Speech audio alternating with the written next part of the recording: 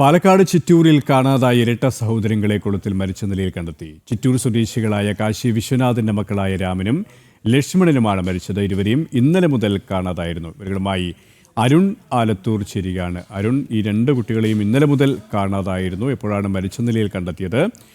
മറ്റു വിവരങ്ങൾ കൂടി. വൈകുന്നേരം മുതലായിരുന്നു ഈ രണ്ട് കുട്ടികളെയും കാണാതായത്. ചിറ്റൂർ സ്വദേശിയായ കാശി വിശ്വനാഥന്റെ മക്കളായ രാമനെയും ലക്ഷ്മണനെയുമാണ് ഇന്നലെ വൈകിട്ട് മുതൽ കാണാതായത്. ഇവർ ഒരു ഇലക്ട്രിക് വാഹനത്തിൽ പോയി എന്നുള്ള വിവരം മാത്രമായിരുന്നു ഉണ്ടായിരുന്നത്.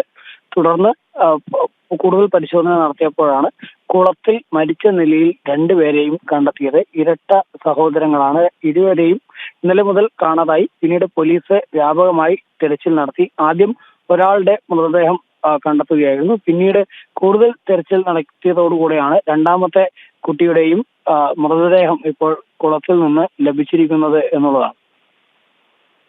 ശരി, അരുൺ ആലത്തൂരാണ് വിവരങ്ങൾ നൽകിയത്.